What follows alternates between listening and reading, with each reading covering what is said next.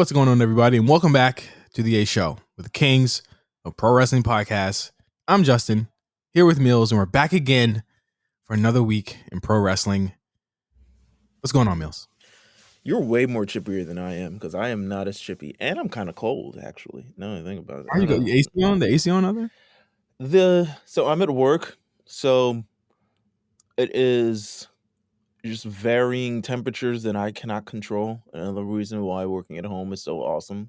I can control temperature in the environment and leave and all types of things. But hey, you know what? One step at a time. How are you doing? How about that? I'm good. You sound refreshed. I have an acai bowl in front of me, so I'm having a great day. Great morning so far.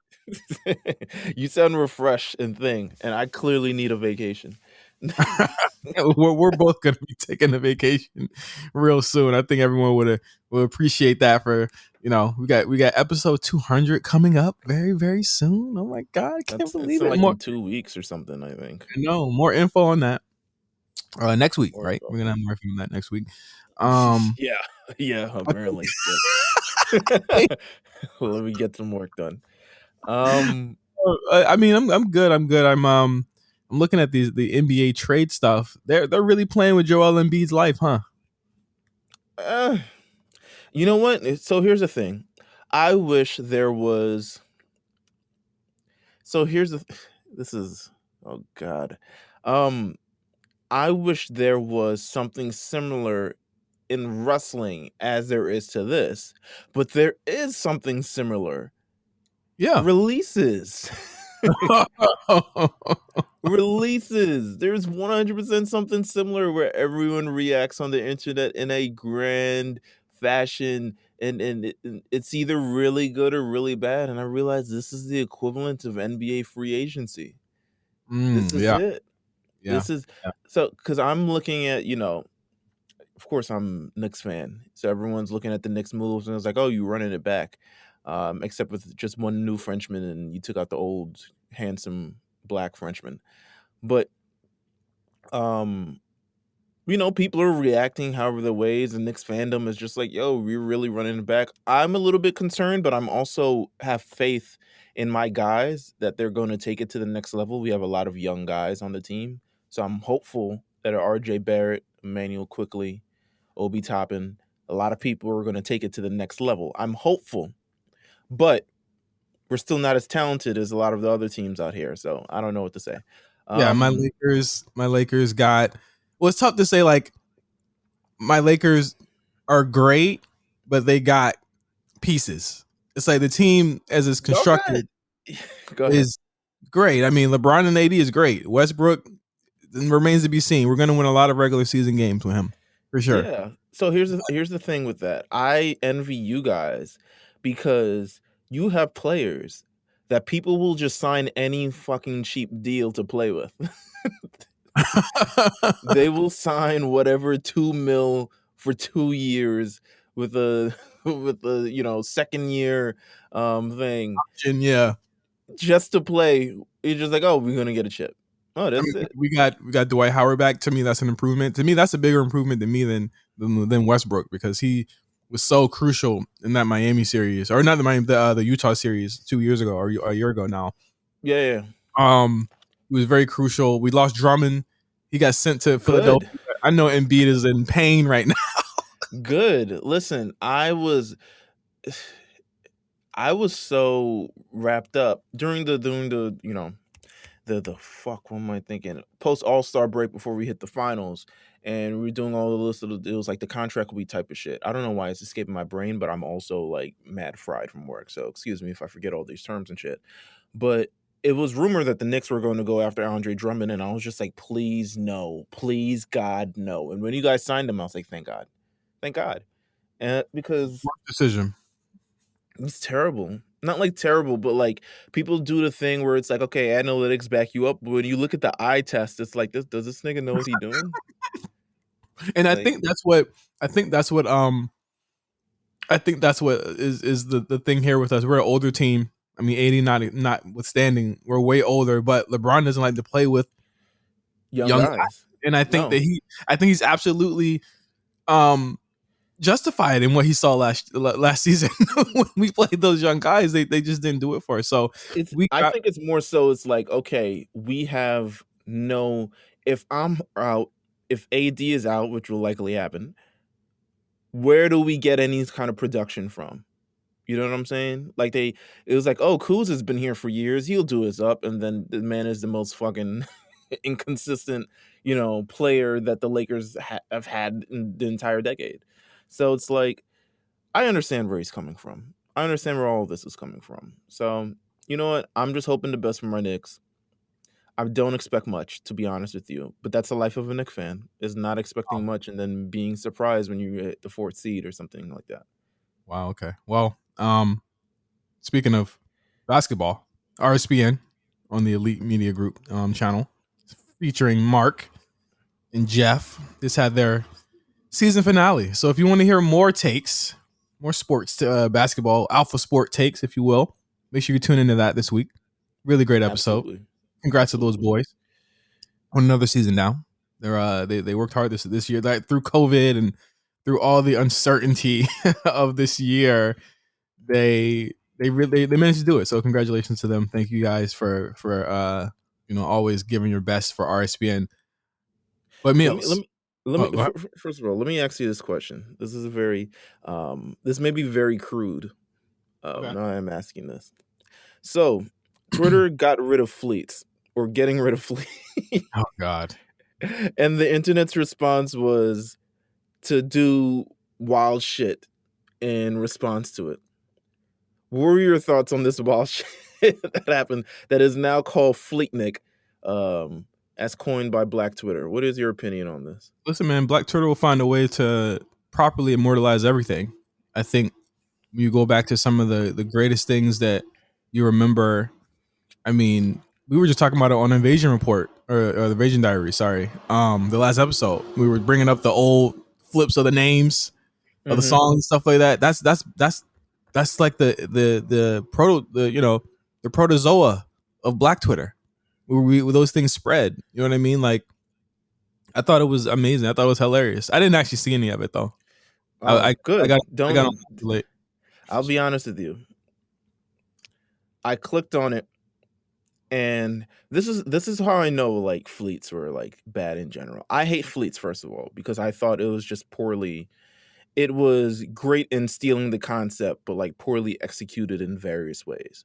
And it's already bad because just uploading a normal video to Twitter, it tanks whatever fucking quality that you had. So now uploading them to fleets and having to share that part of my life on public ass Twitter, I was like, no. We need some kind of alert when you head into the next story or something along those lines. Because I saw too much. You all had fun. That's all I'll say. It wasn't like Instagram, where Instagram does give you warnings when it's NFSW. It's like they just put you right in it in fleets. It felt like, man. It felt like, yo, you want some dicks? Go ahead. There. I wonder why they don't do that on Instagram. Well, they'll get cut if it's on Instagram. Instagram is way more strict with its terms of usage than Twitter was. Instagram can, like, I'm sure they have technology where they can recognize if it's explicit or not, just based on the thing they did with everything COVID related. You get the CDC update shit on the bottom. Like, I'm sure they have technology that's like, that looks like a dick. That looks like some tits. That looks like some other things. We got great AI. Yeah, absolutely. No, I mean, Twitter is in a weird space, right? It's not really growing. It's peaked years ago. No one really can get on Twitter tomorrow and pop off. Like with Instagram, I feel like a lot of people could get on Instagram. They could cop 10,000 followers for $100. Can you monetize anything on Twitter? Not anymore. No. I mean, they're doing tips, but it's like that's not going to make people come to Twitter. I don't want tips. Give me. Yeah, I mean, and this is going to speak to an issue that we're going to be talking about really more on this episode in a couple of seconds, really, where it's literally this narrative that, this bubble is something that is like wide ranging. You know what I mean? Like, yes, for certain things like world news, absolutely, Twitter is great for that, but it's still within the echo chamber of like, this is not really what's outside. You know what I mean? Like, it's not really what's going on outside. Like, you wouldn't know it unless certain things happen on Twitter.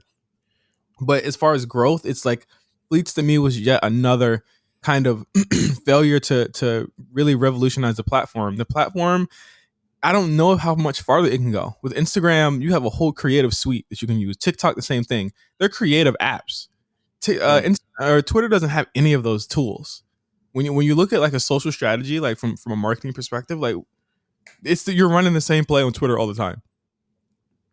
Absolutely. They don't even take spaces seriously. Like a lot of companies don't take spaces seriously because it's like, what for what? Why are we doing that? We just put it on a podcast. Yeah. No. And I'm pretty sure I believe they're supposed to add some sort of capability where you can record your spaces for a podcast.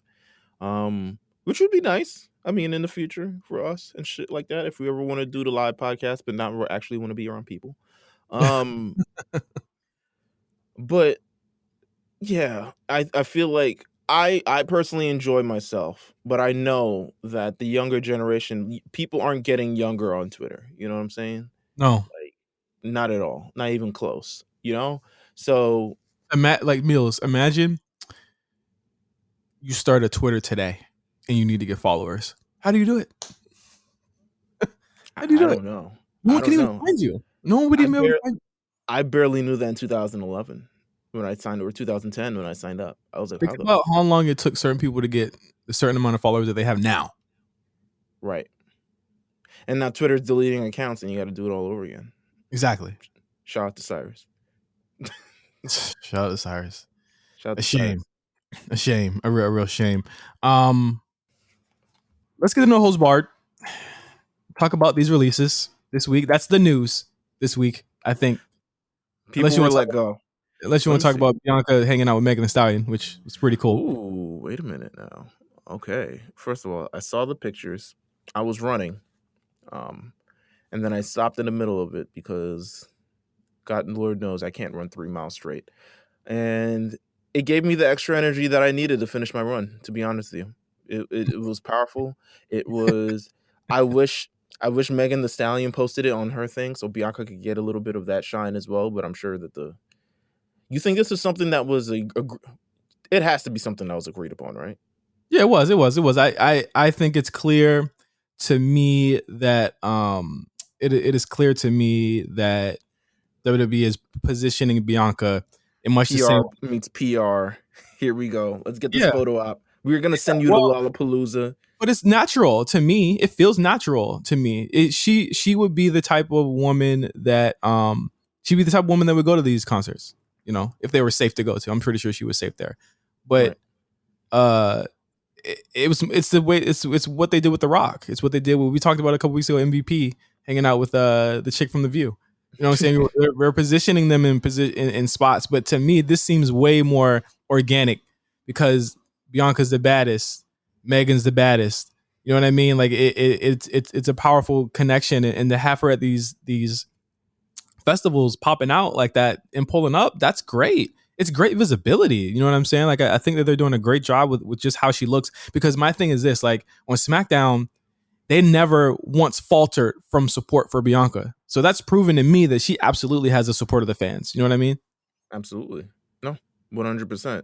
I also saw a little bit of news before we get to the releases. Becky Lynch return update. PW Insider is reporting it does not appear that Becky Lynch has been factored into plans for SummerSlam. And it seems like she'll be back this fall instead. How do you feel about that? You feel any truth to that? We saw kind of how the storylines are kind of being built or at least targeted, and the trajectory of it starting last week Friday, starting last week Monday. Looks like we're getting Bianca versus Sasha at SummerSlam. Yeah, I mean, we talked about some on Patreon last week. Things that I've heard. I trust my guy. Things could change. He's been right on the nose. Pretty much what, like 10 out of 10, right, Meelz? Mm-hmm. Like he's been around the nose with everything. If this is the one that's not, then I'm not too. It's clear that something had changed in the middle of it, but I'm gonna wait to see what happens on SmackDown this week. We got 2 weeks though, so I don't know. But I heard some things. But okay, we'll see. I trust my guy. I love my boy. Keep your nose out for she's ready. Her hair is dyed. the body is back in charge. But this, you got to remember, this isn't gonna leak. You know what I mean? This isn't gonna leak like Sasha did the day of. This is gonna be something that is not gonna leak. We're not gonna know about it. Cena didn't leak either. So get it done, WWE. I mean, we knew he was coming back, but Cena coming back in the Money in the Bank didn't leak. I told you guys that he was coming back, but I'm just saying. Where do we start? You want to start with Saturday morning? Let's start there. Saturday. Well, it was afternoon for you guys. It was morning for me. Bray Wyatt released from the WWE Saturday morning. Reasoning for most support reports are saying that it is because of budget cuts. There was a report on Fightful Select where it was said that Bray was texted by Johnny Ace saying it was a budget cut. In the last couple of weeks, Bray had become increasingly more protective of his character and did not want to basically have anyone ruin the Fiend character. He's taken a couple losses. Last time we saw the Fiend was actually the day after WrestleMania, and he hadn't been seen on TV since. So let's have a this went about as well as you could have thought. And before you start, Meelz, every time there's a release, right, whether it be Mojo Rawley, Braun Strowman, anybody who gets released, it's almost like people turn off the fact that they had been complaining about these people and saying that they were the worst thing since fucking ever the week before, and they were terrible, et cetera, et cetera, et cetera, and saying that they were now underused, undervalued, and just generally, not cared for enough by the WWE. And that happened here in spades within minutes. Yeah. Happened for an entire afternoon. I want to take a step back. I want to look at kind of the bigger picture and kind of take a look back at it. The WWE career of Bray Wyatt, or I forgot his name is something Wyndham. Wyndham Rotunda. Yeah, there we go. He has like two, what an old timey ass name. Yeah, he has like two last names. What kind of? All right. Well, you know what? Fair. Let's take a look at his career and kind of see where it is, because to be honest with you, I've always, how can I say this? I've appreciated the amount of effort he puts into his character. I can appreciate that. I think he's someone with a clear direction. I think once he resurfaced, which was about 10 years ago, as the Bray Wyatt character, I thought it was a great direction. I thought it was something much different than what WWE does, or at least had been doing for the last decade and change. But I'd never truly been a fan, and I think a lot of it has to do with the in-the-ring stuff and also the direction of the character itself. Mm-hmm. Now, I'm not saying that he's bad, but I'm just saying that the character itself, I think through all iterations, I've never truly enjoyed the character of Bray Wyatt or The Fiend. So over the last, I guess it's been a decade, I mean, he's been... The thing with the Fiend character or even the Bray Wyatt character itself is like you can either... He's not truly kind of a wrestler. He's a character? Yeah. He doesn't truly fit within the... You don't put him in... I don't think he's ever had a number one contender match, by the way. Maybe an elimination chamber, maybe something along those lines. But I don't think he's ever been competitive enough to fight for a championship. Or anything of the rather. I think he's always been this character that existed that would have these off feuds with people. A lot of it would begin with him attacking them out of nowhere for whatever reason that he drawed up within his head. And they would then commence with a 3-month to 4-month feud about whatever, which would end terribly because he would lose the first match and then he would win the second match and then he might lose the next 2 matches. Remember, the story used to be that whenever you feud with Bray Wyatt, you pretty much you're cold. Like, you're cold afterwards. No one ever came out good. Look at Dean Ambrose when they were feuding. Right. Seth Rollins. You know what I'm saying? Yeah, I think the only one who kind of came out the other side, and that's, Roman. I think, I'll say Daniel Bryan. But I think that's really because of how much he's just kind of Teflon in a way. His best matches were against Bray. I'm sorry, like Bray's best matches were against Daniel Bryan, both at Royal Rumbles. Yeah. All every time in two different gimmicks too, for And both men.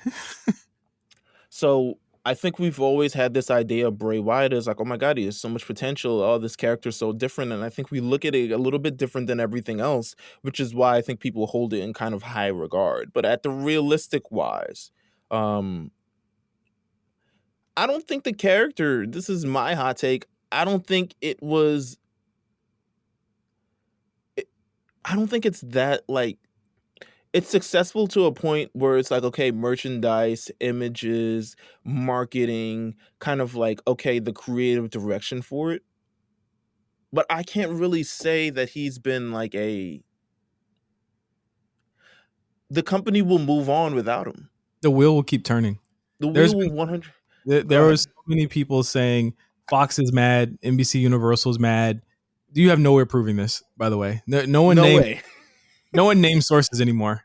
I'm like, no one ever names sources, and they're like, we don't know what they're doing. They're making they're firing everybody. I'm like, okay, well, who said this? Exec said. What kind of carny shit is this? Yo, I can't keep going off exec said. Even the Washington Post be attributing sources, dog. I can't go off exec said anymore. I can't do it. After this week, I'm banning exec said. I'm a week or two away from banning source within also. Yeah, because I'm so, to me, I'm not saying people can feel the way they feel about things. And if you have a connection to Bray Wyatt and you feel like, oh my God, I watched him and I'm so sad that he's gone. What is WWE doing? But I feel like just creatively as a character, first of all, I'll say on the side of WWE, I think WWE dropped the ball because creatively they really sucked when dealing with him. They had these ideas and they had all the resources to kind of pull it off, but it never kind of represented a full true story. And I think a lot of the success of the character, yes, is due to Bray and his own natural ability when it comes to showcasing this character. But otherwise than that, I think realistically, like, when the bell rang, yeah, it was over with. At some point you can't like forget the fact that he's a wrestler in all of this. You know what I'm saying? Like creative was, you could talk about creative all day, and some of that creative has something to do with Bray himself. Some of these were his ideas too. Yeah, let's be clear. Some of these were his ideas, and some of it worked, some of it didn't. There was a lot of things to me that worked, but none of them had to do with in ring. I named a lot of them on Twitter the other day. None of them had to do with in ring. One of them was in fact we got the yes movement from a match that he lost. The currency these days for the amount that people actually care about you deals so much with your in-ring work. Yeah. And if you're a character that's kind of really, really over the top, that's amazing. But at the end of the day, like, there's a strong currency in your in-ring work and you're able to be legitimized from that. And I think Bray Wyatt was for a very, very long time. He had multiple championship reigns. None of them lasted particularly long. Because him having the belt was a casualty to the show, because it would then become a lot more. The belt now became part of the attraction itself, as opposed to being this championship that people vie for. Yeah, you know what I'm saying? Like, there's so much things wrong with this character, and like I said, once again, a lot of it's WWE's fault. There's Bray Wyatt's fault in part of that. There's the in-ring stuff like that. But for me, I don't know. I'm just kind of giving my reasons why I never like truly fell in love with Bray. And his character work and everything like that, is because I felt like it was he's never been, I think, acclimated into the WWE ecosystem as an actual wrestler or character where there's a trajectory with his career. He's never had to fight from the bottom and build up to the top. We've never really seen where he was and where he's been. We've just kind of seen a version of this character worked, it got stale, and then he switched the character to something completely different. And I'm sick and tired of kind of hearing this idea that he was unappreciated, he was underused, he was underutilized Bro, because he was on my damn TV a lot. I don't know what y'all need to talk about. 2020, he was there a lot. You know what I'm saying? When Roman wasn't there, he was the guy kind of rolling SmackDown. And those shows, in my opinion, were fucking terrible. You were terrible. And be clear, I think I even said it last year. He is on TV way too much. There is no reason why we had to see the Fiend that much last year. With nothing like to really kind of pay it off. You know what I'm saying? How many matches has he had as the actual Bray Wyatt character? Maybe like 3. 6 or 7. Yeah. Yeah, like 4, yeah. It's like you gotta be there. You know what I'm saying? He's taking up so much real estate on the actual show, and this kind of feels like. And now I'm kind of feeling like I'm like bashing the thing, in spite of this all, but I just feel like it's a very real. I'm trying to figure out the reason why people are saying all of these things because it makes legitimately no sense to me. There is no reason. He was multiple time world champion. Bro, it's the same reason they said Braun was underused. Like that doesn't make sense either. These motherfuckers are on my TV a lot, beating some of my favorite wrestlers weekly. Like people that I actually wanted to see. They were beating them all the time. I think you people are so and I think I don't say you people. I think the people who are affected in this way are kind of really, really shaken up from the fact that these firings can happen because they've never truly happened on a scale like this. So they aren't necessarily used to this kind of happening. But firings happen, and the big difference between that and it is shitty. Let's be clear about it. It's shitty as fuck. But they now have places they can go. Andrade got him a bag a month later. Andrade got him a bag. There's places to go. Wrestling has never been hotter. Right. We can celebrate these people without doing the gymnastics. You got fucking Mickey James. Did Alexa? Oh, let's talk about that Mickey James shit. Did Alexa Bliss need that this weekend? That pissed me off. Like, come on, making this release about you. Why? This isn't your soapbox to kind of air out your grievances about the company because guess what? You could have did it when you were released. And you were just talking about how great of a time is. You wish you could have been there. You're not sure what happened. Blah blah blah. And you're working on your own show, but then you use this opportunity during this major release to kind of let off your grievances of like, and you, Alexa Bliss, who works her ass off, putting over this character, and you're just like, oh, they just handed it off to Alexa Bliss and now she's kind of running with it. I was like, yo, look at you. And then she ended the comment saying like, oh, this isn't targeted at Alexa Bliss, but look what the damage you've already fucking done. Yeah, you should have never said it. You should have never said that. Well, Chelsea Green, what's wrong with you? I don't know. I blocked that bitch. I don't know. There were people who shit on Leo Rush for far less, and what he said was boneheaded. Okay, but there are people who like even Bray himself got on Leo Rush for the shit he said about Emma that one time. Right. Like, come on. They're holding her no type of, you know, to no type of what's the word? They're holding her to no type of not contingency, but like I can't find the word, but it's like they're not holding her accountable. That's the word. They're not holding her accountable for anything. And I think that it's insane that when these things happen, you get the blame game, you get all of that stuff. What if they're just saying, you know, what if the budget cut thing isn't true? What if it was for something else? We haven't seen him in months. We haven't seen him in months. Come on now. So the discourse itself, now I'm going to change it out to the entire discourse because the Bray Wyatt thing has brought up a major discourse. I'm texting my friends about it because he is a major character that is gone. And I think he did captivate a lot of audiences. And to me, the Bray Wyatt character proved that even in this world of wrestling, a powerful character can still get over. Despite being a third generation wrestler and not really having that many great runs of matches, a character can still be dominant in this thing. But at the end of the day, the discourse y'all gotta chill. It's way too much. It is way. It's to the point where when the Ric Flair thing, Ric Flair release happened, I'm not even commenting on it because I don't give a fuck anymore. Because it's like if I talk about it, I feel bad even just kind of the negative toxicity of itself of being involved with that. Because people take things out of control, they take things out of proportion, they want to just rant for the sake of ranting. Yeah. Who really gives a shit that Ric Flair, who can't wrestle anyway, isn't there anymore? Other than that, y'all wanting to fucking jerk yourselves off to seeing him next to Tully Blanchard. He can go to another company and do that now. I don't give a fuck about these old white dudes. I give a fuck about these young black people, young Hispanic, young Asian people that are taking over the actual other shows on other companies. That's what I give a fuck. And let's be clear, with the Ric Flair release, and he talked about it a little bit in terms of like he didn't like the direction of his character and kind of how things were going. He wanted his release, and the fact that you can be able to do that in 2021, to me, that is amazing.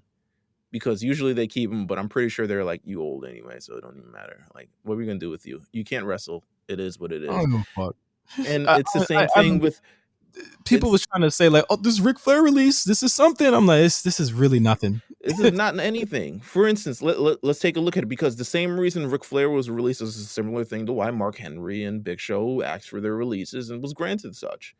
Because they felt like they were able to still contribute in a way, but the company that WWE says it's not really in our own direction, and you can't blame them for that because this is their company. You know what I'm saying? All of these people are characters. All of these people are talent. All of these people are what's the word to be used? They're essentially like, damn, I had this discussion when we had the Twitch thing too, in terms of what they're actually called. Are they actually wrestlers or are they? Yeah. They're independent contractors. They're entities, even in a sense. Where WWE, you sign to WWE, at the end of the line, they can kind of do anything that they want in the character that fits within the show, the entertainment show that they're trying to portray. They're essentially actors being paid to portray a character on a show. Okay? Now, these characters, they will inject a lot of themselves into it because of their athletic ability and stuff like that, blah, blah, blah. But essentially, they're characters on a show. And sometimes a character isn't needed for these things, or direction can go off course, but not everything is guaranteed to these people. This is WWE's show. This is Vince McMahon's show. And there's a lot of things that I don't like about it, especially, and then a lot of things come from the storytelling of the show. But then I just tune out. Like, I just don't watch as much. Half of Raw, I didn't really pay attention to because I didn't really like the general feel of the show. And that's okay. I can just say, and I just tweeted, Raw is still Raw. And that is it. You know? But at the end of the day, it's like, these people are characters within a show. They get paid to do all these other things. And then if they're let go, they're no longer pieces of the thing, and sometimes they're not being used in the right way, or they're not being used, let me not say that, they're not being used in the way that they want to, and guess what, it's because they don't write the show. They're not in charge of the show. What you want to. I mean, yeah. It's such a wild thing. My good friend of mine, Justin Charity, I gave him my Peacock account and I was like, watch Money in the Bank, and he was asking about Nikki Cross. He said, when did Justin Charity, by the way? Yeah, he listens to the show. I want to have him on, but he's just like, I can't. I know nothing about this. That's okay. That's even better. Let him know that's even better. He asked me about Nikki Cross, and I thought it was interesting you brought up the creative part of it, because he was like, how did this come across? And I was like, well, Nikki, she did this and this and this. And I was like, it's kind of weird because sometimes that works for certain people, sometimes it doesn't. And it just showed you just how fucking crazy and haphazard this job that these people do is. Because she could have done that, but Chelsea Green said that I wanted to be Sister Abigail and have Bray's baby or whatever the fuck she said she wanted to do. And they were like, go back to NXT. You know what I'm saying? Like they weren't fucking with it. You know what I mean? So like it essentially, you got to, sometimes it you never know what's going to work here. And I couldn't, for the life of me, I know this job ain't the most glamorous thing ever. That's why I like talking about it and not doing it. You know what I mean? Like, that's why here. I'm a host and I'm a fan, and that's where we come at for this podcast from, and hopefully to educate you guys on, like, not just, and I think that's what people love about us, is that we're not always trying to just, like, we will bash this shit, and we do often, but we're not going to be like, oh my God, like this isn't my life. When I get off of this, we do our own thing. You know what I mean? Some people get off of this and go right back to talk to more wrestling fans. And that's why people hate this shit. You know what I mean? But like, they gotta learn to separate that shit. You know what I mean? And that's the toughest part for some people to do. Let's get to the quarterly report before we go to break. Okay. WWE released their second quarter 2021 results. 5 million over expectations. 5 million over. Revenue was 265.6 million, increase of 19% or 42.2 million, primarily due to an increase in media segment revenue driven by the increased monetization of content, and to a lesser extent, an increase of live event segment revenue reflecting sales from WrestleMania, the company's first ticketed live event from 2020. So, I mean, WrestleMania actually did make a dent this year, even though it was literally months ago. And this is before live events came back. So that's a lot of money, Meelz. That's a lot of money. I mean, it kind of it trends in the direction of where they're trying to go with the company, and I try to explain that to people all the time and stuff like that. And I'm actually having a conversation with my friend right now. Shout out to my boy, my boy Joey. But we're having this conversation back and forth because he thinks like, oh yeah, because we're having this conversation obviously about WWE and AEW, and I'm like, listen, I don't really think people care much about this stuff and stuff like that, and kind of like. At least in the WWE part, it's like they're trying to build something else, and you're looking at it in this different type of way. And he's like, "Yeah, but I think one of the responses he gave to me is like, imagine a wrestling company trying to promote wrestlers, like They are. something along those lines. They Or are trying to act like a wrestling company. You know what I'm saying? That works. Well, here's the thing. That still works. They still do that. They have a brand that you can watch on Tuesdays that primarily does all of those things that he's asking for. But they've seen, just like they saw with the network and streaming, literally in 2014, before the streaming burst happened, and now you have all these streaming services. What was the first real company doing it? Right. WWE was. They saw ahead and said, hey, content is what's driving these sales. Media deals, partnerships, content, social media, videos, views, impressions, all that stuff matters to investors. That is what they go on. I'm not saying ratings don't matter, but compared to all of those other metrics, they matter a lot more. And that's where this money came in. They said digital video views were a record 11.2 billion, an increase of 13%. And hours consumed were a record of 394 million hours consumed, Meelz. That's what they're looking at. Like that is, I mean, obviously they saved a lot of money with the Thunderdome. They're not going to get, they're probably not going to have the same operating income. They have 46.3 million this quarter. It's probably going to go up again because they're doing pyro, they're traveling, all that stuff. But they care about monetization, deals. That's why when I said 2 weeks ago, the Rolling Loud thing is a good idea, regardless of what you thought about it, because they're going to put that in a fucking sizzle reel, and that's going to get somebody else. That's going to get Lollapalooza to bring them over there. And they're going to say, oh, that looked cool. That would be a really cool thing for content. Because that's all that matters now. They're fighting for your eyes and your ears. Apple Music, Spotify, Netflix, Disney Plus, all of that shit. So when you think about promoting a wrestling company, they're trying to promote a wrestling company as an entertainment venue, a hub for everything else. That's why Peacock bought them as a hub. You go on Peacock, it is a WWE section, bro. There's sports, action, comedy, The Office, WWE, right next to it. That's what they care about. And I think that people don't understand that, like, the way, and I've kind of optioned this as well to us. Like, I don't know what this show will look like a year or two or by the next TV deal.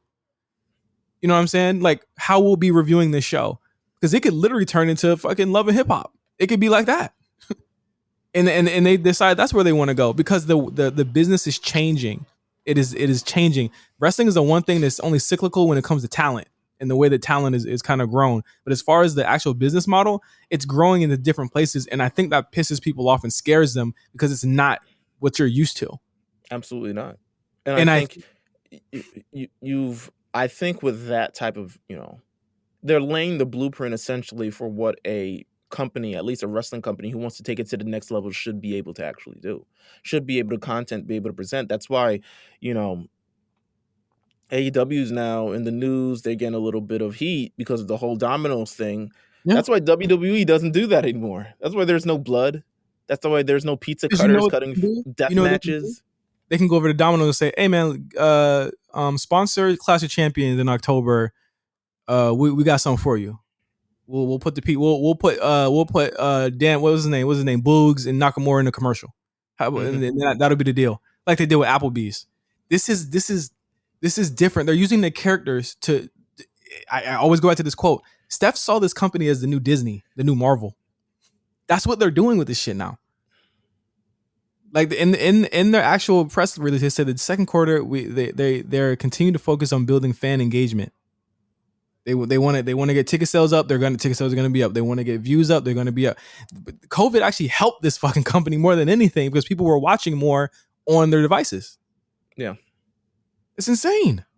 That like how much revenue and views they get, but companies would die for this. That's why there's so many companies clamoring to work with WWE right now because they get these views. And Meltzer said YouTube don't matter, nigga. It absolutely matters. Absolutely matters. They're they're one of the most popular YouTube channels in the world. Yeah, and you know why they do that? Because they bring out stuff from the vault. They just put up the Sasha Banks Bailey match the other day. I know. I was like, damn, for the 18 billion time. But yes, it's back. But I mean, that brings eyes to it as well. You're gonna watch one match, you're like, oh, let me take this throw. I watched the throwback, The Rock versus Eddie Guerrero on the YouTube the other day, and then it swings you right into the Sasha Banks versus Bailey one. And then you're like, oh wow, these girls are kind of low key going off. It can get a fan back interested. You know what I'm saying? Mm-hmm. These people who watch, like, there's still people like, that's why people like Edge and Goldberg and Rey Mysterio, they're still featured on this show. Because people go back, even if it's 15 years ago, even if it's to the My 9 days of SmackDown, where it was Booker T, Rey Mysterio, Mr. Kennedy, Edge, wherever. They're going to look at those days and like, yo, I used to be a kid when I watched that. I can't believe they're still wrestling. Let me go see what they're up to. Yeah. And they tap in. Further than that, Vince McMahon commented on AEW, him and Nick Khan. This got people so upset. I will certainly not understand it, but here's what he said. He said, "It's not a." He's someone, and the guy who asked this question was like shivering. He was horny to ask the AEW question. Mr. McMahon. Yeah, he said, "Rising tide raises the whole ship, every ship." And Fizz was like, "Oh, first of all, nigga, calm down." What's your name? Yeah, what's your name? All right. What Vince said is certainly not a situation where we're rising tides, because that was when WCW owner at the time, Ted Turner, was coming after us with all of Time Warner's assets as well. That was a different situation. AEW is where they are. I don't really know what their plans are. All I know is what our plans are. I don't consider them competition in the way that I would consider WCW back in the day, and not anywhere close to that. This pissed them off. This pissed people off. I mean, as it should, but at the end of the day, like, find a lie. It's a different. It's the gap is so different. It's so wide. Like, it's so wide. And to be honest with you, the only reason why WWE and WCW were close is because WWE isn't the place that they're at now. Because WCW was still marketing and operating kind of as a wrestling company, and they were doing things to cross over. And yeah, I mean, but that's the oldest wrestling thing in the book. You know what I'm saying? To have people show up and do crossovers, do a little Toon Squad thing, do your little RoboCop, it's the oldest thing in the book, because obviously it brings crossover. Shout out to the spot callers. Brings in crossover appeal. But like beyond that, you know what I'm saying? Marketing to different audiences and stuff like that. Where does that come from? Yeah. And I think the gap between WWE and AEW is much further than people think. And we can all see the ratings, and you can see that AEW is growing, and shout out to them, they are growing. And I would hope so. I would hope so. You got to keep that up for 52 weeks. Yeah. But here's the thing. I think they will. I don't see them dwindling in views and stuff like that. They've got great momentum. They've got great trajectory. But something is going to give at some point. Something will. Whether it's your favorite people who have been on the show since the first day, whether it's these new people who showed up, whether it's to these bloated old man contracts, something will happen. Whether it's women, apparently. And what will they say then? And what will they say then? That's what I want to say. What will you say then? Because AEW is going to continue to grow, but at the same time, in this growth comes compromise. You cannot continue to operate in the same way you did, similar to how you watch a show. You cannot continue to operate with these death matches and with the pizza cut thing, knowing you have sponsors by Domino's. You have sponsors by Domino's. Oh, we didn't know it was a coincidence. Yeah, right, motherfucker. I mean, I'm sure you don't control the commercials like that, but Domino's is a sponsor to the show. Why would you fucking do that? You know what I'm saying? The commercial was a well, they have to know the commercial will be playing right at the top of the. All they do is PIP. Of course, they know the damn commercial. Yeah, half the show is in the fucking picture-in-picture. You know what I'm saying? Commercial on Dynamite too. When I watched it for like 45 minutes, I was like, "Yo, there's so many. This is a very ad revenue heavy company, in a way that I feel like WWE it like isn't, or it is very heavy, but it's just like they have a lot of fucking commercials. It's crazy." I want somebody to like actually do the test on that. But one more thing, Mr. Man said that if the AEW wanted more talent, he would gladly give them some, which people took as like he's gonna fire more people. So, man, you dorks. I hope niggas never ever get in a competition with anyone. I wish you just peace forever.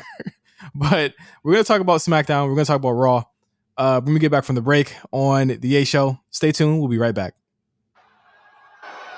And you look scared. Now, I know what you're thinking, Bobby. You're a high-level athlete. You're a gladiator.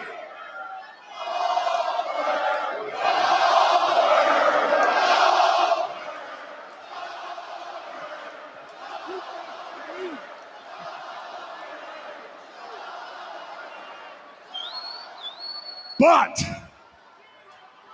high-level athlete,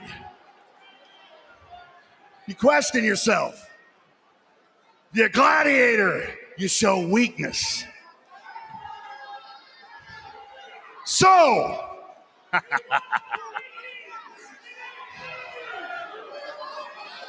you think you're up for the challenge?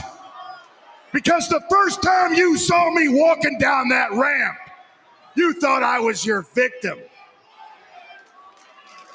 You thought I was the next gladiator walking down to your Coliseum. Well, guess what, Lashley?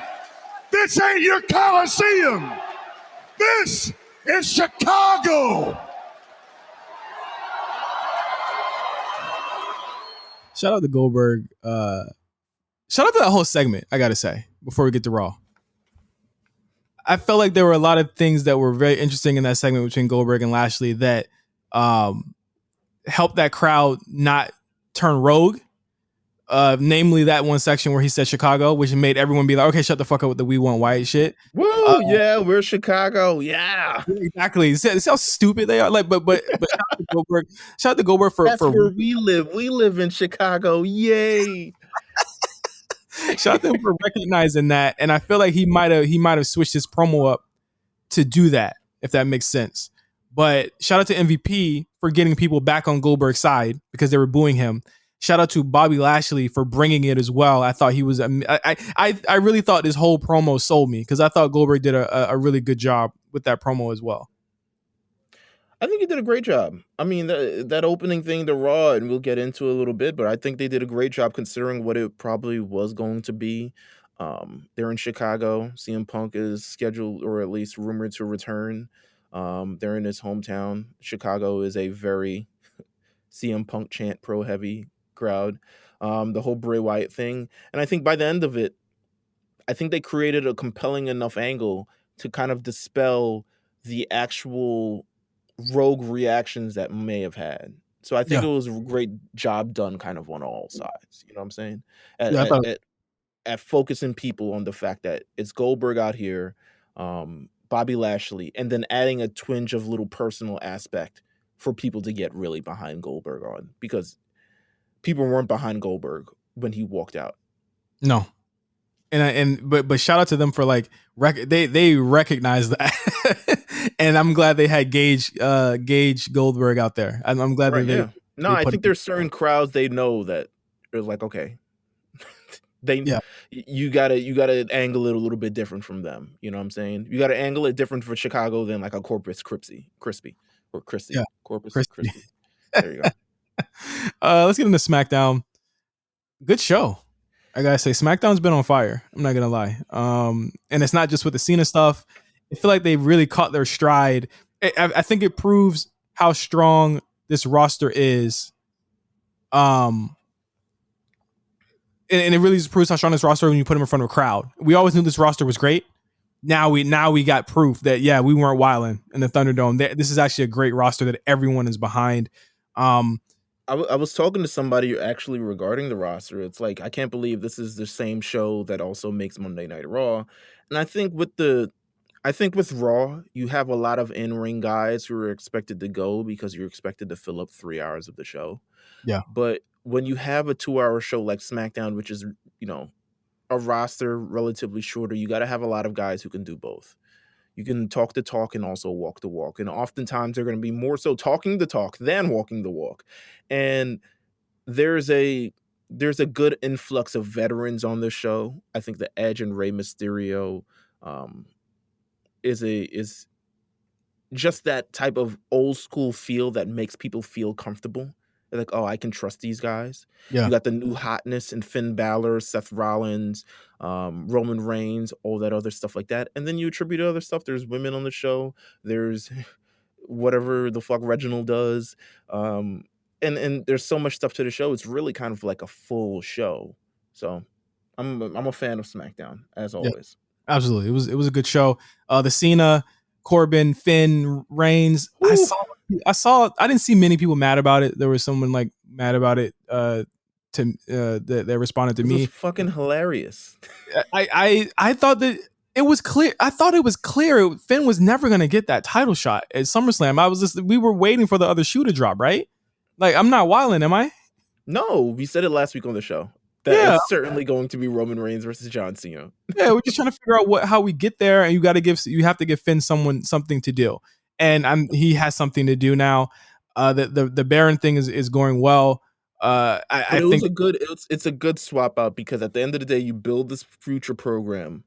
Yes. You also establish where Finn is at on the show. Yes. And now you're able to swing him off into a different feud naturally and organically, but still keep him kind of in the orbit of how things are going on because of his name is on the fucking contract. You know what I'm saying? Yeah, and Cena isn't going to be around forever. He's not going to be around all year.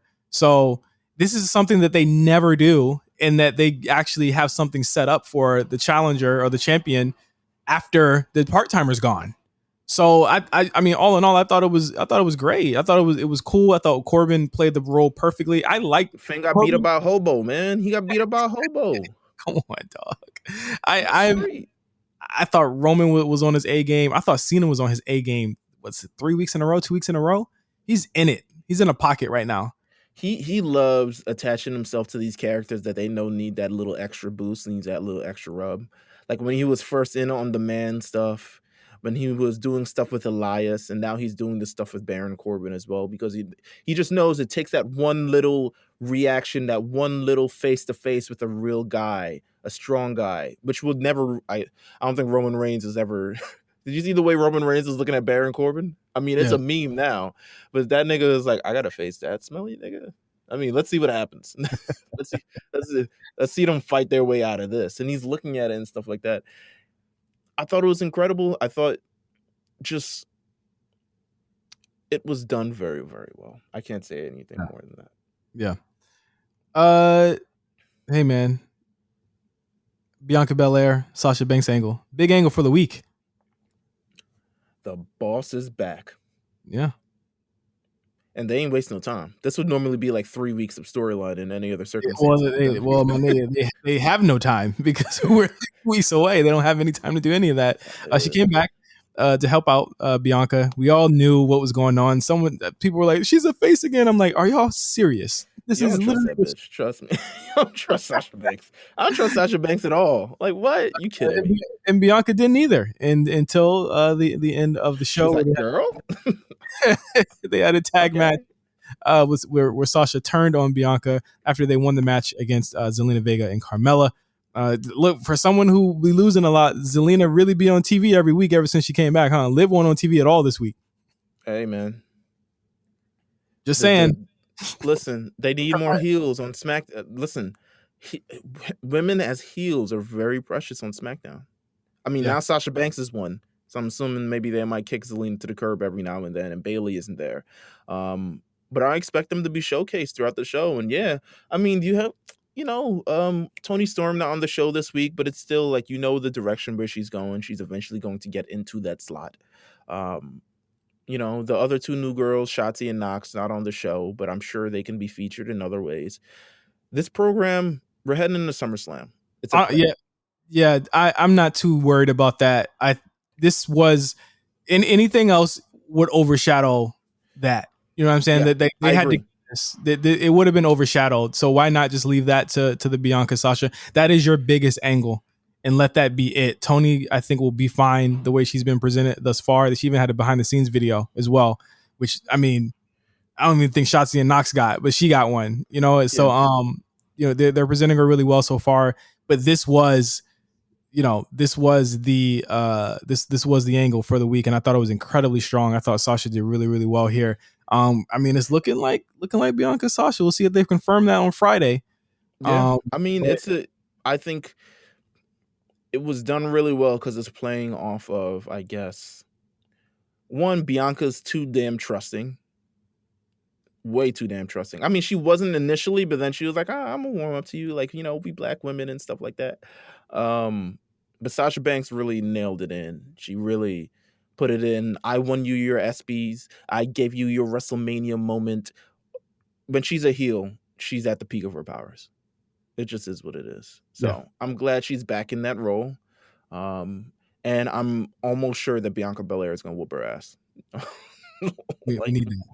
We need the holy shit out of her. Yeah. Nakamura pinning Apollo Crews. Are we ready for that? Yeah, gotta be somebody. Yeah. Sorry, Cesaro, but it gotta be somebody. I mean, listen. What else happened on a lot of strong matches? I like that. I like that. I like the tag matches. Rollins beat up Edge on a commercial break. How about that? Hey, I'm sorry. Listen, you don't need to sell us on this program, WWE. We want to see it anyway. We love to see it. But that's the power of live crowds. Imagine doing that shit at the Thunderdome. Niggas would be like, who they did that for? Why wasn't this on TV? Seth Rollins can beat up Edge during the commercial. They can come back to it, and you have the whole Seth Rollins promo in the ring and setting up the eventual match for SummerSlam. I thought that was fantastic as well. You don't have enough time? Let's do it during the commercial. Let's give the live crowd a little bit of action. We throw it on the WWE YouTube page. We still cooking with grease. Yeah, it's a hot show. So what we have confirmed here, obviously, is the main event for SummerSlam: Roman Reigns versus John Cena. No question about what's gonna end the show. That's some bullshit, but that's the Adam Pearce y'all niggas go up for, because God, that nigga's name was not on that contract, and he still signed it, and they were like, "Yup, seems valid to me." So what else are we thinking here for the SmackDown side? Obviously, we got Bianca, Sasha probably get confirmed. Maybe Apollo Nakamura on the show, because you got to get that. They want to hear people sing, so they're gonna have Nakamura on the main show. I can't imagine. I mean, I could see the tag team titles on the kickoff show again. We need a stipulation for that one. We need a stip. There's no stip matches thus far on this show. We need a stip for that one. Where are they at? Vegas? Vegas. They already did a ladder match, so you can't do that.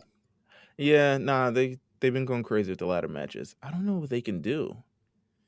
Either 2 out of 3 or Falls Count Anywhere. I was thinking Falls Count Anywhere, but for a tag team match, that's a lot though. I don't think we've seen many tag teams Falls Count Out of Anywhere matches. No DQ. No DQ match. Could work. No DQ.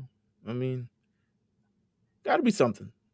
Yeah, any of it works. I think the story here is Dominic kind of pulling up and finally proving who he's really talented. So I think any story that builds him as a great character it'll work. So that's what I'm thinking for SmackDown so far. But I like the show. It was a really good show. Definitely go back and watch that the Cena stuff. Watch the Sasha stuff at the end. Really strong for story this week for SmackDown. I agree.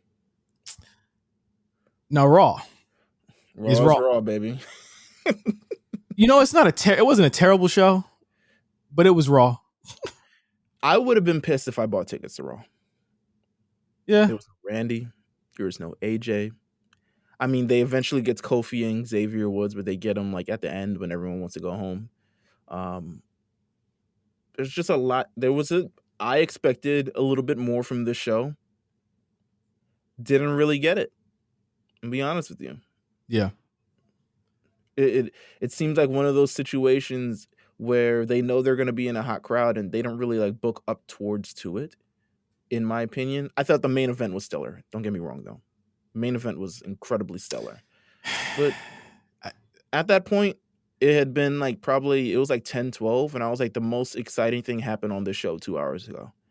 Yeah, it definitely could have came harder I feel like they came harder for everywhere else but Chicago. I don't feel like they fuck with Chicago that much. Because I think next week's show is going to be where everything happens. In Tampa? Yeah. I've been telling you that that Florida loop is where they're gonna show off, because that's where they all live at. Everyone lives out there. I see it. Yeah, they didn't give a shit.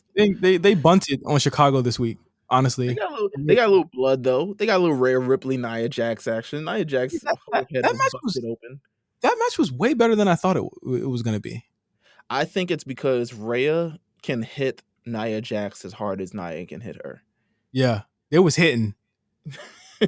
It was hitting. They were throwing bowls, baby. Very women-centric show this week. Very youth-centric show this week on Raw. If there was anything I could take from this, I mean, look at up and down the card. Veer and Shanky, no matter however you want to look at them. You know what I'm saying?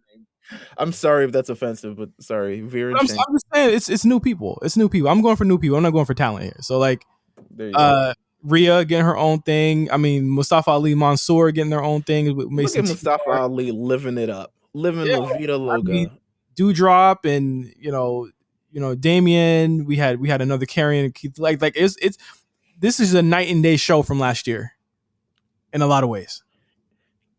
Can I talk about the worst part of the show for me? Go ahead. Yo, what are they doing with this Miz and John Morrison segment with Damian Priest? That's your man's. That they lost them with that one, and they lost me. I feel like there was nothing accomplished in like the 10 minutes they were talking. I don't even know why they put Damian with them again. I think that Miz, I love you, guy. I love you, bro. But that whole the wet stuff it's old now. The drip stuff is old now. It's y'all ran it out. Y'all ran it to the ground. It's done. It's done. They need to just do the breakup. I don't know why they're like waiting for Miz to be able to stand. I mean, Miz can stand up. Don't get me wrong. This is all work. Not like a work. He's still injured and still not working. Not even working on house shows. But they're clearly milking this wheelchair thing until they don't have to anymore, which I'm going to assume is after SummerSlam we'll start getting some. But I think they want to do in that direction. But God, man, like y'all shut the fuck up. Like y'all were. It was terrible. And it didn't make it easier for Damian because he was getting CM Punk chants because he was in a fucking awful segment, and so it was throwing him off. And I was like, it sucks to be him. It really sucks to be him in this situation because he just got a really, really, really shitty role here. I agree. I want to ask you the opinion about this. Almost his first singles match. What did we think? Who? Almost. I thought you said almost. Oh yeah. No. Almost. I think that Riddle gave him the best match he could have had. Riddle bumped like crazy for him. Riddle did all the acrobatic stuff, and Riddle almost had a good match to me. I thought that almost looked really, really confident out there, and I think that him and Riddle probably like practice or like really work together on that match. But it looked really cool. A weird week for this storyline because the two principal guys that you want to see were not there. Yeah, so weird. Riddle's over though. Riddle's really over with the crowd. I mean, as he should be.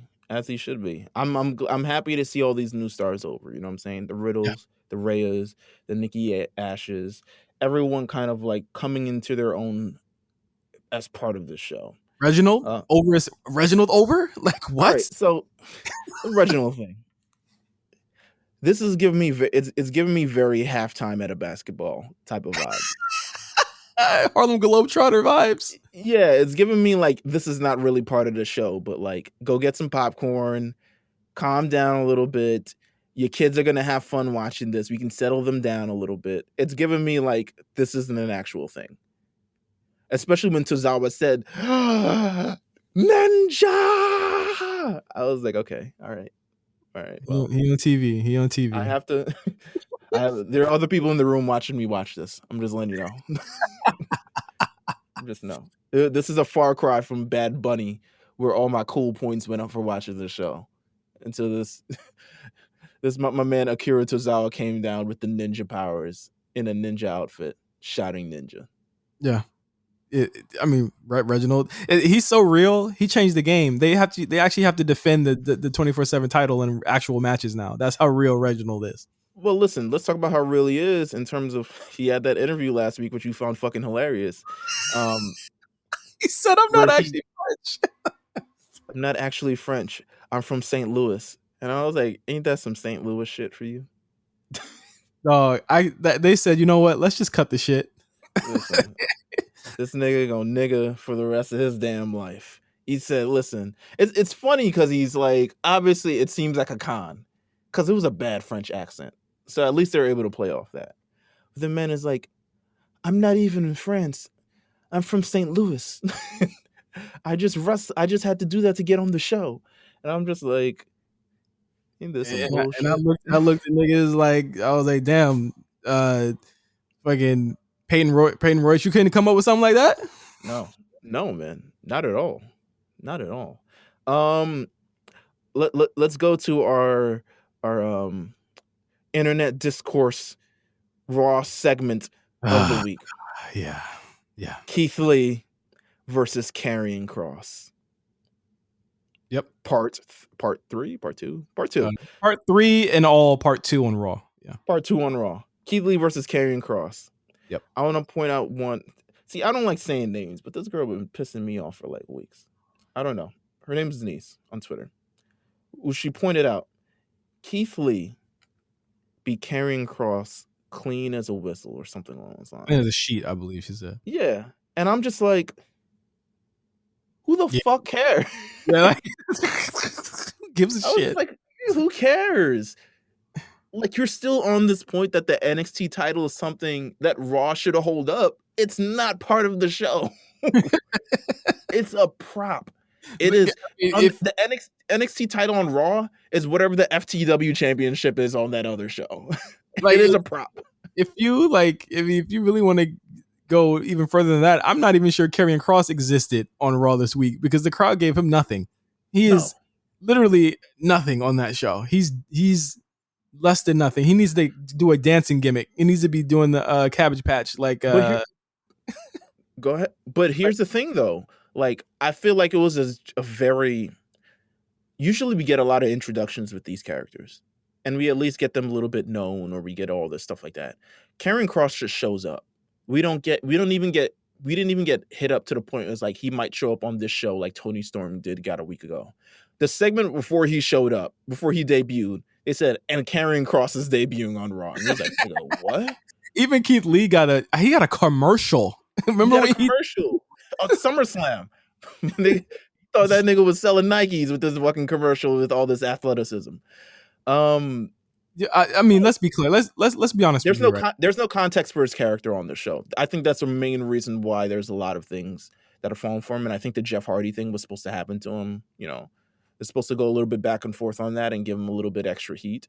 And breaking him down. Let's be clear. Like I've heard that he's not easy to work with. We're breaking his ass down. Here's the thing, though. I think from me looking at his kind of reaction, his body language, I thought he felt very comfortable in the ring with Keith Lee this week.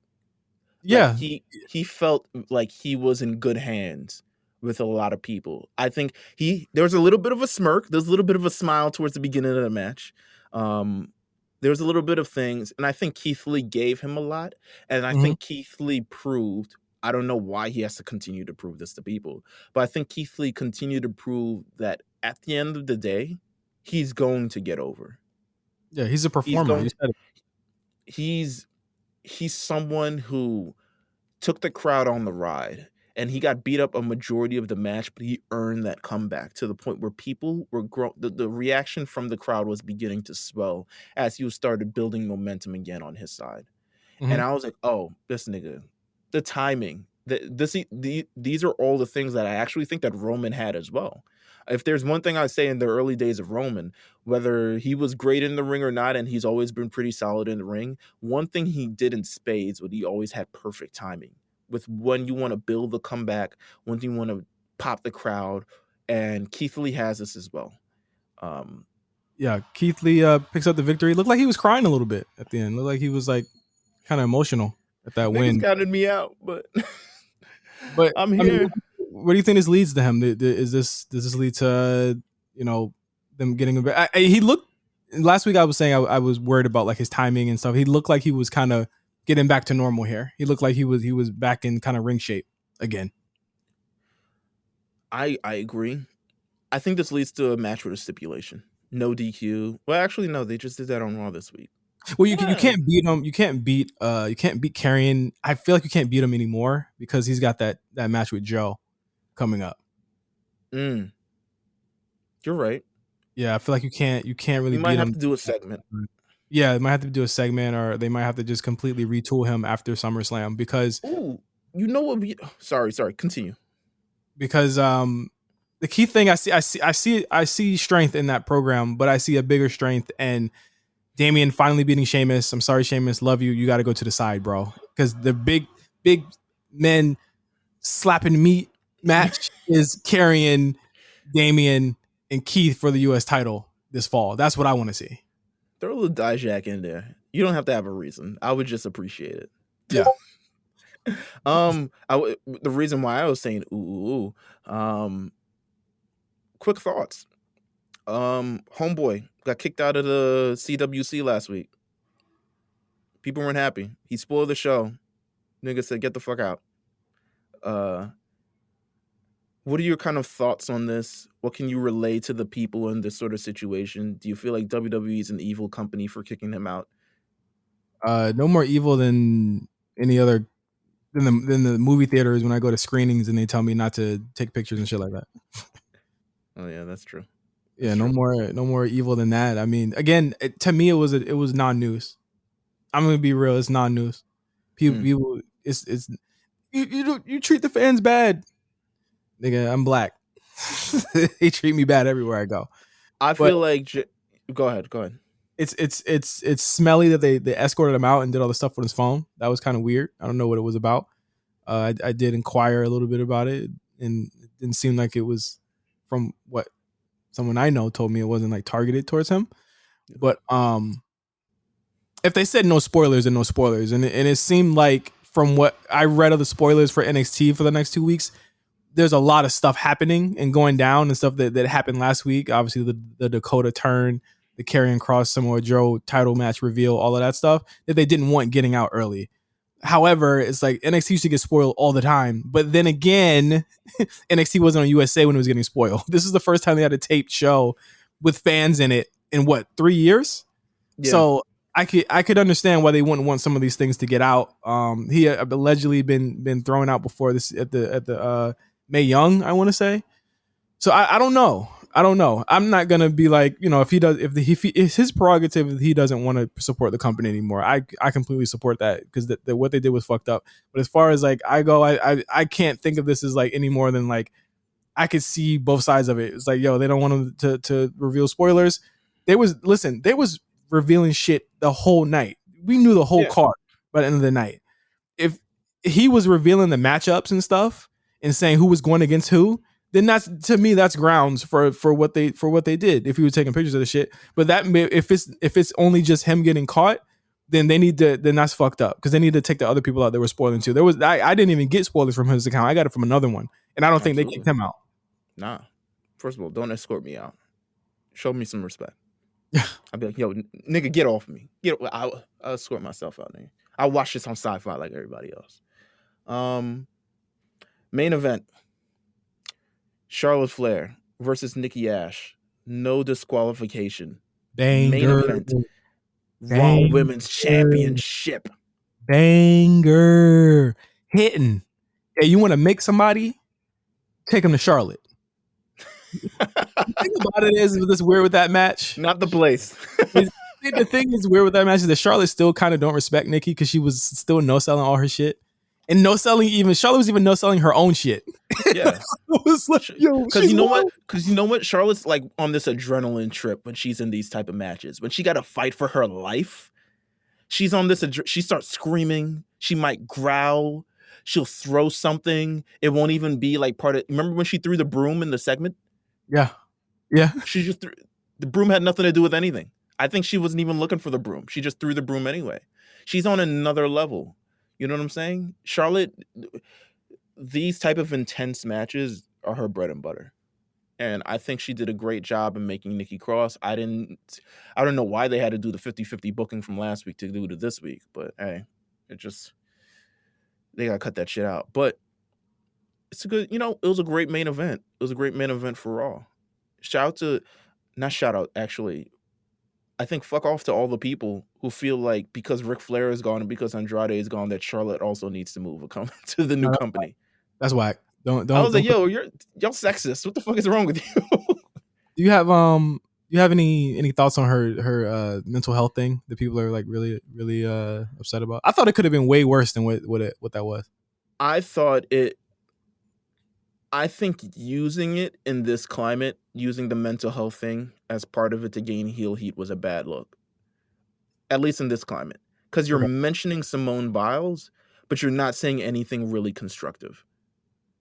And you're bringing it back around to whatever, hokey storyline or whatever thing you're trying to drive point. The point wasn't driven home, which was the first bad thing. And then second, I think it's just not the right climate to do it. Because a lot of athletes are suffering from mental health, kind of issues, and kind of to at least mention her in this without it being anything constructive, without the end result being anything, with any sort of weight or anything to it. Yeah. I thought it was a dumb inclusion.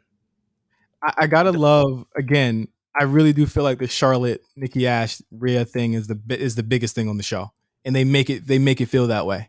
Absolutely. What I would have said if they did the Simone Biles thing was more so pointed to the crowd and saying, you guys are the reason, and you're the guys who one who doubt these people, and you're the one who help, do it. But then again, I probably wouldn't have done it. I probably wouldn't have said Simone Biles. I probably would have made a general statement towards the mental health of athletes, as opposed to kind of like just saying, hey, this. But yeah. I thought it was again, Raw is what Raw is. Some really good matches. Creative is so as usual. They need to shake up here. Bad. They got the roster. It's young. It's exciting. I'm actually interested in seeing what Alexa Bliss and Doudrop and Natalie and Eva Marie do, because that could be really funny to me. We might need Raw Underground back. It's not coming back. We might need some recurring thing on this show to break the monotony of the 3 hours. Like something else. I don't know what it is. I can brainstorm some stuff. I can do #Meelz booking on this. But we need something else to kind of break up the monotony of the show. And have them now book around that as well. It's like, okay, we don't got time to do all this. Let's make sure you hit all the great points as we can, because we got to do this part of the segment. I don't know. Watching a lot of 2001 Raws made me realize and made me appreciate. I mean, yes, the matches suck ass. But also binge Invasion Diaries. But the matches suck ass. We don't talk about the matches on the show. We're talking about people kissing Vince McMahon's butts. People getting sprayed with milk. People throwing up by eating Deborah's cookies. We're talking about all these moments on the show, because they're moments that live in our mind and they're moments that live in our hearts. And I think Raw needs a lot more moments. I think they need to do.